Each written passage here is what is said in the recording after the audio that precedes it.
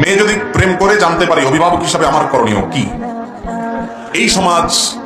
এই সমাজ এমন একটা পর্যায়ে চলে গেছে, বিবাহ বহির্ভূত সম্পর্ক এখন তরুণদের মধ্যে এমন ভয়াবহ আকার ধারণ করছে, নাটকে, সিনেমাতে, নোবেলে, উপন্যাসে, সবকিছুতে শুধুমাত্র যুবকদেরকে কিভাবে তাদের যৌন চাহিদা এবং আকাঙ্ক্ষাকে কিভাবে জাগ্রত করে তুলবে, এই চেষ্টা সব জায়গায় করা হয়।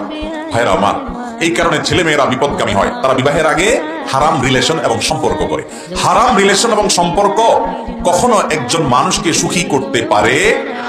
হারামে আল্লাহ তাআলা কখনো আরাম, সাময়িক ভোগ উপভোগ আর সাময়িক মौज মাস্তি করবেন, হ্যাঁ, ভাব আবেগের মধ্যে ডুবে থাকবেন। আল্লাহ তাআলা আপনাকে যৌবন দিয়েছেন, যৌবনে যৌন আকাঙ্ক্ষা দিয়েছেন, এটাকে ধরে রাখেন।